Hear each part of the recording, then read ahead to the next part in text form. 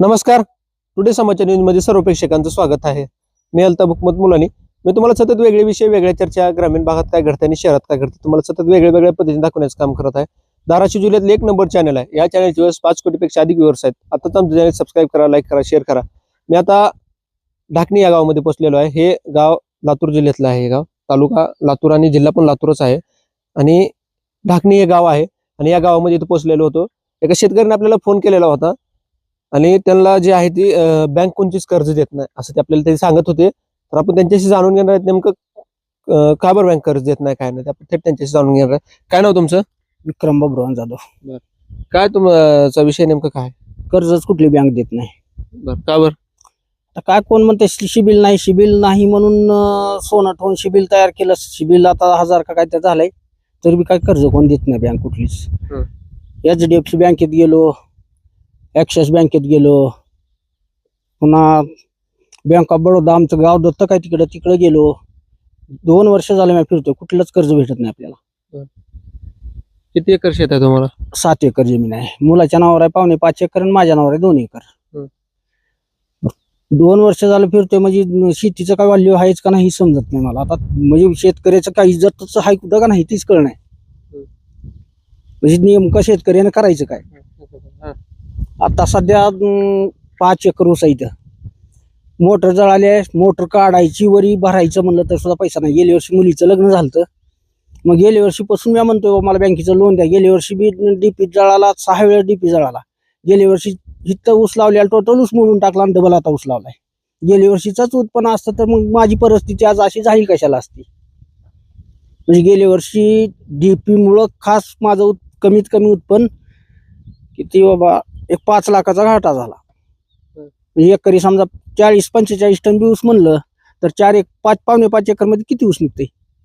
मग एवढं नुकसान जर माझं झालं तर मग आता ह्याचा जबाबदार तर कोण आहे बरं? आता इथून पुढे तर मला आता सगळं ऊस चांगला आहे, डीपी चांगला चालतोय आणि त्याच्यातून बी जर समजा आपल्याला पैसाच नाही, आता खुरपण करायचे, खुरपाय पैसा नाही, खट्टा काय पैसा नाही, करायचं काय बरं? बँकेला दत्तक असलेलं गाव ती तरी का कर्ज देत नाही बरं? मला तर आतापर्यंत माहितच नव्हतं किंवा शिबिलच असतंय, शिबिल असल्याशिवाय कुठली बँक कर्ज देत नाही असं सुद्धा माहित नव्हतं.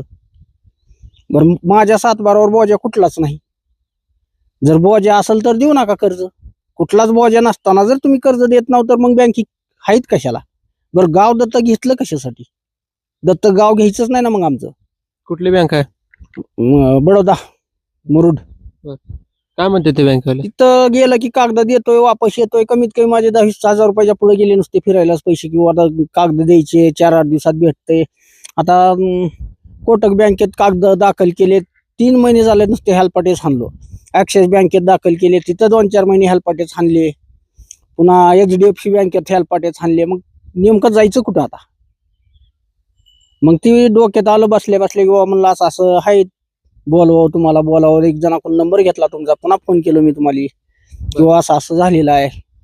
सगळं काय नेमकं मागणी काय? मागणी म्हणजे काय, आता आपल्याला कर्जच द्यायला पाहिजे ना कुठल्या कोणा बँकेनं. बरं, दिलीप रावल साहेबाला जाऊन भेटलो, त्यांचं बी काय नाही. भेटल कसं भेटल? त्यांनी माझी 7/12 मागितली नाही, नाव विचारलं नाही, ती तर कसं भेटणार आहे का? त्या बँकवाल्याला स्वप्न पडणार आहे का? कुणी म्हणजे आमदाराकडे तर जावं, कोणाकडे जायचं, कुणाकडे, आणि कर्ज देईल कोण हे समजायचं तयार नाही. आता किती कर्ज पाहिजे तुम्हाला? कमीत कमी 6 लाखापर्यंत पाहिजे होतं कर्ज. तुम्हाला कर्जच नाही भेटलं तर तुमचा पुढला पर्याय काय? पुढला पर्याय काय? बँकेत जाऊन बसावं लागणार आणि दुसरं काय? उपोषण करावं लागेल. काहीतरी केल्याशिवाय काहीतरी होणार आहे का बरं? घरी आणून तरी कोणी देणार नाही. बरं, आपण एवढं फिरून जर देत नाही तर घरी आणून कोण देणार आहे? बरं, ह्यांना फक्त मतदानच द्यायचं, सगळं करायचं ह्यांच्यासाठी. पुन्हा कोण गेलं जवळ तर सुद्धा बोलत नाहीत. भेटल चांगलं होईल तुमच्यावर. कधी चांगलं होणार आहे? 7/12 वगैरे तुमचं सगळं क्लिअर आहे का? एकदम क्लिअर. 7/12 कोराच आहे. बरं, ह्याच्या आधी वडिलांनी कधी काढलेलं कर्ज त्याच्यावर आणि आपण एकदा कर्ज बी काढलं नाही, काहीच नाही. काढलं त्यांनी, फेडलं, त्यांचा विषय संपून गेला. बरं, आपणाला कर्ज पाहिजे म्हणूनच गेलो ना आपण, आणि आपल्याकडेच पैसा असता तर कर्ज मागायला जायची गरज काय? बरं, एवढं कष्ट करायचं आपण आणि पुन्हा शेवटी टायमाला जर समजा डीपी जळाला, ह्याच्यामुळे नुकसान असं होत असेल तर पुढे कर्ज काढावंच लागणार आहे, काहीतरी करावंच लागणार आहे. बरं, आता ही ऊस एवढा आहे म्हणजे पुढच्या वर्षी नाही म्हणतर 5 लाखाचा ऊस होते आपल्याला गॅरंटीच आहे. बरं, 3-4 वर्षात काय असेल की फेडायचं तर आहेच. 4 वर्षाची 5 वर्षाची त्यांची मुदत काय तर असेलच की कर्ज फेडायची. मग ती कर्ज आपण फेडायचं म्हणूनच काढायचं बी. ज्यांनी बुडवितील त्याला देतील, पण जी खरंच फेडणार आहे त्याला कोणी कर्ज सुद्धा देत नाही. आता नेमकं मागणी काय मग तुमची? आपल्याला कर्ज द्यायला पाहिजे, कुण्या कोण्या बँकेनं कर्ज देऊ, एक इच्छा माझी अशी आहे. इथे किती एकर शेत आहे तुमचं? हे तर आहे 5.25 एकर हं. आणि तिकडे आहे 2 एकर, म्हणजे टोटल आपलं 6.25 एकर जमीन आहे आपल्याला. काय काय शेतामध्ये? शेतात सध्या इथं 5.25 एकर ऊस आहे, तिकडे बी ऊसच होता, गेलाय ऊस.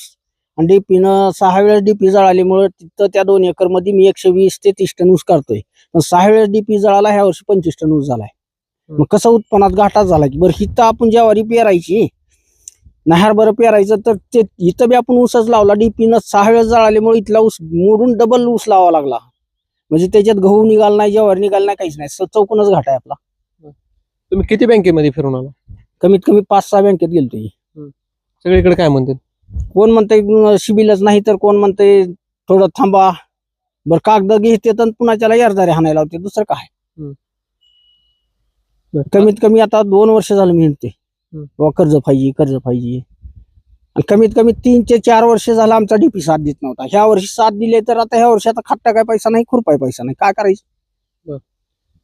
आता मला सांगा, तुम्ही ज्या बँकेमध्ये गेलात कर्ज मागण्यासाठी, त्या बँकवाले नेमकं तुम्हाला काय म्हणतात की बाबा तुमच्या सातबाऱ्यावर कर्ज आहे किंवा तुमच्या अंगावर केस आहे, असं काय म्हणतात का? म्हणतात की कर्ज नाही आपल्या 7-12वरती, त्यांना बी समजतंय, कारण बोजा दिसतं ना तवाच. पण केस आहे असं तसं म्हणतात. बरं केस निकाल लागलेले कागद दाखवलेत मी त्यांना. बरं आता आपल्याला रस्ताच पाहिजे होता, मग रस्ताच नसल्यावर त्या शेताचा उपयोग काय. मग त्या शेताला रस्ता नाही म्हणते तर ती झालती ना केस आपल्यावर. मग आता ती रस्ता बी चालू आहे, वापरात आहे सध्या, पण ते निकाल बी लागलाय. आता मला सांगा, तुम्ही ज्या बँकेमध्ये गेलात त्या बँकेमध्ये 5 बँके बनलाय तुम्ही, बरोबर? 5-6 बँकेत गेलो. 5-6 बँकेमध्ये गेलाय तुम्ही. किती वर्ष झाले ह्या प्रोसेसला तुम्ही करताय? कमीत कमी 2 वर्ष झालं आता. 2 वर्ष झाले की आपल्याला कर्ज पाहिजे, कर्ज पाहिजे, आणि तर काय भेटलेलं नाही. मग आता इथून पुढे कधी भेटणार का नाही त्याचा सुद्धा विचार करायची गोष्ट नाही म्हणल्यासारखा झाला धंदा. मग आता लास्ट पर्यायच आपल्याला किंवा जाऊन बँकेत जाऊन उपोषणाला बसावं लागेल, किंवा काहीतरी असंच काहीतरी करावं लागेल. फक्त मागणी तुमची कर्ज भेटावं. कर्ज भेटावं. अहो मलाच नाही, प्रत्येक शेतकऱ्याला कर्ज भेटलंच पाहिजे. हो, त्याचं शेतीचं काही जी व्हॅल्युएशन काढून त्याच्या नियमानं द्या. आम्ही एवढंच द्या असं सुद्धा म्हणत नाही, उत्पन्न बघून द्या, पण कर्ज द्या ना तुम्ही. एक असं माझा विचार किंवा कर्ज द्यायला पाहिजे. तुमच्या शेतीचं व्हॅल्युएशन किती होतं? आता कमीत कमी आता इथं भाव सध्या चालू आहे आपल्या शेतीचा 20-25 लाखात, 30 लाखांचा चालू आहे. 30च करा, 35-40 लाख गाठले. 40 लाखच धरा एकरी. मग 7 एकरचे किती झाले पैसे? 7 एकरचे लांब चालला हिशोब. मग आम्हाला उगा 4-5 लाख रुपये कर्ज देत नव्हतं. काही बँकवाले तर म्हणले तुमचा लातूरमध्ये जागा आहे का, म्हणले कर्ज देता लातूरमध्ये जागा आहे का. मग मला सांगा, लातूरमध्ये जागा असता तर मग ह्याला आता शेती करावं लागेल, लातूरमध्ये जागा घ्यावं लागेल, पुन्हा कर्ज काढावं लागेल, असं करावं लागेल. हे अशा सुद्धा विषय भरपूर झाले माझे. बरं ती शेत विकून कर्ज काढून काय करावं. म्हणजे आमची शेतकऱ्याची मन असती, बैल नाहीत माझ्याकडून, मी काय केलं, सगळाच कडबा ऐकला आणि बैल आणलो, आणि पुन्हा बैल आणले तर कडबाच नाही, बैलाला टाकायचं काय, असा धंदा आहे आमचा. शेतकऱ्याचं असंच आहे, सगळ्या शेतकऱ्याच आहे बरं का, माझ्या एकटेच नाही. काय या की पुढे तुम्ही, काय नाव तुमचं, या इकडे. ठीक आहे, ती बोलत नाहीत. आपण ढाकणी या गावामध्ये इथं आलेलो होतो, आणि ह्या शेतकऱ्याचं असं म्हणणं आहे की ह्यांच्या शेतीमध्ये 5 ते 7 एकर ह्यांना शेती आहे, आणि त्या शेतीसाठी ह्यांनी कर्ज काढण्यासाठी बँकेमध्ये जात आहेत. 5-6 वेळेस बँकेमध्ये गेले त्यांनी, 5-6 बँकेमध्ये बदल बँकेमध्ये गेले, पण मात्र त्यांना कर्ज कोणतीही बँक देत नाही. नेमकं कारण काय आहे त्या बँक कर्ज न द्यायचं कारण? हे तर म्हणतायत की ह्यांचे जे 7-12 जे आहे त्याच्यावर बोजा नाही, यांचे सगळे डॉक्युमेंट क्लिअर आहेत, आणि ह्या जमिनीचा भाव जे आहे ते 30 ते 40 लाख रुपये एकर असा भाव आहे त्या जमिनीचा. आणि त्यामुळे त्यांनी इथं कर्ज काढण्यासाठी गेले असता बँकेमध्ये, तर त्यांना कोणी कर्ज देत नाही. त्यांच्या मुलीचं गेल्या वर्षी लग्न झालं म्हणून आपल्याला त्यांनी सांगितलेलं आहे. शेतकरी जे आहेत ते खूप अशा म्हणजे परेशानीमध्ये आहेत शेतकरी, आणि ह्या शेतकऱ्यासाठी सरकारनं काहीतरी करायला पाहिजे असं मी आवाहन करतो तुम्हाला.